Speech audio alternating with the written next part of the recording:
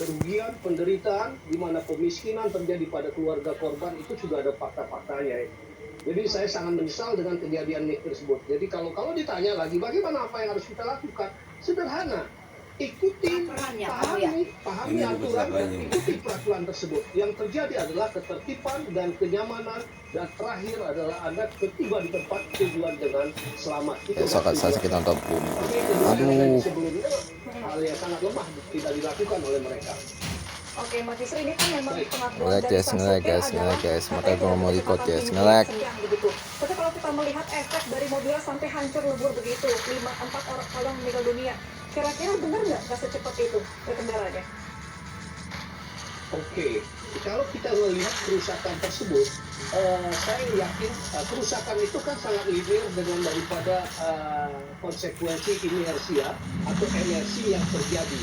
Energi semakin besar bila mana ada pergerakan semakin pelan kendaraan, maka kerusakan pun semakin kecil. Akibatnya cedera serius pun tidak ada atau fatality tidak ada. Tapi sebaliknya, kalau kecepatan besar, energi besar, kerusakan akan semakin parah. Jadi ini sangat bisa diinvestigasi berapa kecepatan kendaraan tersebut. Tapi secara kasat mata kita melihat ini cukup tinggi. Yang jelas ini lebih dari 60 km. Kita tahu kecepatan di area tol luar kota itu maksimal 100 dalam kondisi ideal. Nah, bicara soal 100 speed limit itu juga harus dipahami, kita masih memiliki pemahaman yang kurang terhadap speed limit di jalan raya. Mereka selalu berpikir kalau saya 80 sedangkan speed limit 100, berarti saya sudah pelan. Tidak berarti begitu. Speed limit itu hanya dalam kondisi, harus diartikan dalam kondisi ideal. Ada faktor-faktor, variabel faktor, antara lain kondisi kendaraan, kondisi manusia, kemudian traffic, lalu lintas dan lain-lain.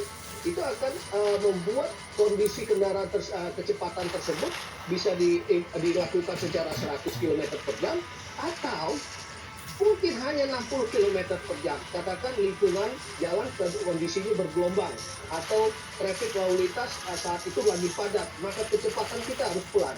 Atau jalan sepi, kondisi jalan bagus, cuaca bagus, tetapi faktor manusianya pada saat itu sudah letih, melewati 10 jam misalnya dalam perjalanan. Maka yang bersangkutan dalam kecepatan 80 walaupun speed limitnya 100, dia masih termasuk ngebut.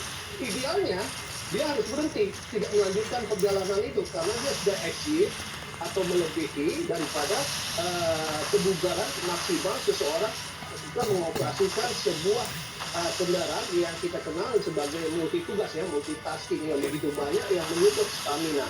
Jadi kurang lebih begitu, Mbak. Baik, Mas. Jadi kan kalau misalnya kita melihat bahwa ini sudah jadi perilaku yang mengarah ke buruk begitu.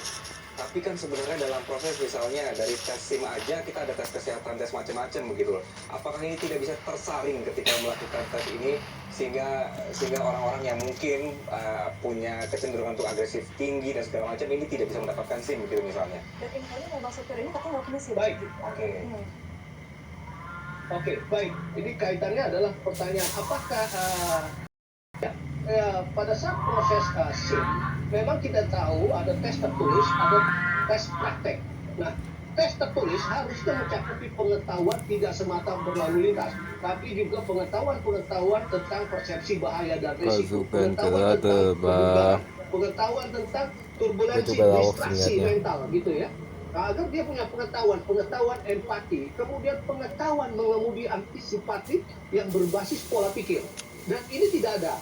Kemudian tes terakhir, yaitu tes praktek. Prakteknya di area tertutup, sehingga kita tidak bisa memonitor yang bersangkutan ini pemahaman empati, dia pemahaman tentang bahaya, kita tidak tahu. Dia hanya kita lihat, hanya pemahaman tentang keterampilan. Sedangkan di jalan itu tidak melulu keterampilan. Bagaimana kita bisa mengaplikasikan tentang pengetahuan bahaya, risiko, termasuk kemampuan emosi, kontrol, empati juga.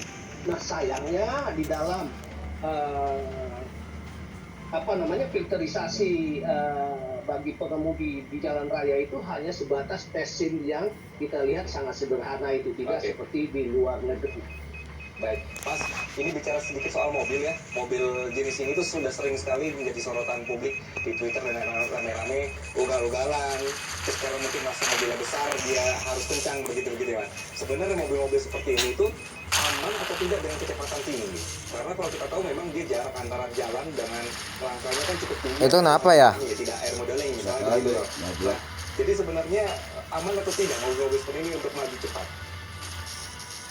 Oke, Mas Anggi. Jadi pertanyaan Mas Anggi, apakah mobil ini diperkenankan atau dijual untuk laju cepat? Iya, enggak. Karena kita lihat dari apa yang Anda sampaikan tadi, dari sisi bentuknya yang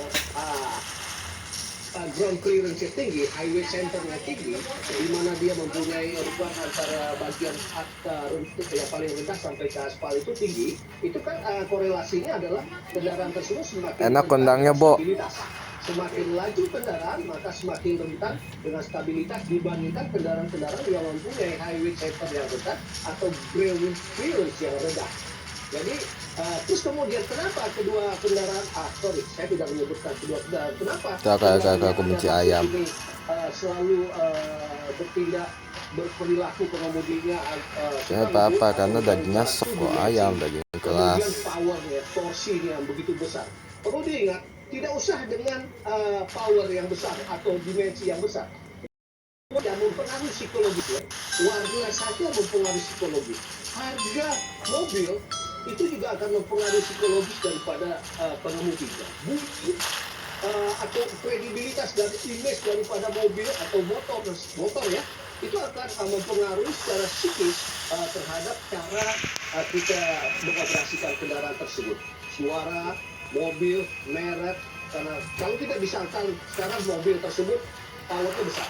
Orang-orang yang duduk di dalam itu begitu enteng akan memacu kecepatannya tanpa dia sadar.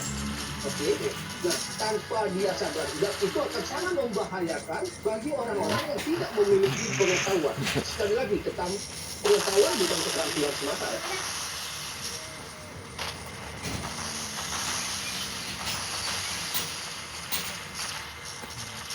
Kamu ini sama itu galak, tapi sama kucing itu nggak galak. Kenapa ya?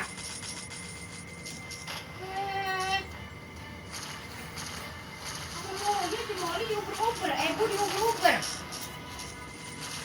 Oh, kucing siapa itu mulut banget. Kayak di Inilah bapaknya. Habib Ja'far Shadiq kecelakaan.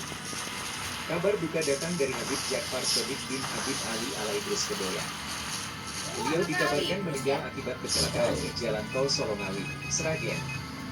Menurut berita yang beredar bahwa beliau berencana hadir ke acara haul Habib Abu Bakar bin Muhammad As-Sigaf atau biasa dikenal sebagai Habib Abu Bakar Gresik. Semoga beliau husnul Ngawilan dia, menerima segala amal baiknya dan Ngawilen, segala kesalahan beliau semasa tempat tinggal para pemuja Jomo Ambatu Kamisme. Innalillah Habib Ja'far Shadiq kecelakaan. Kabar duka datang dari Habib Ja'far Shadiq.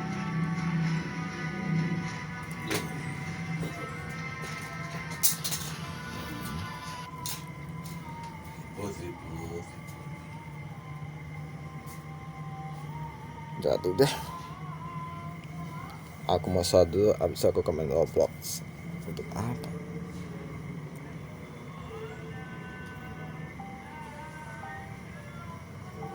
Aku benci banget ini.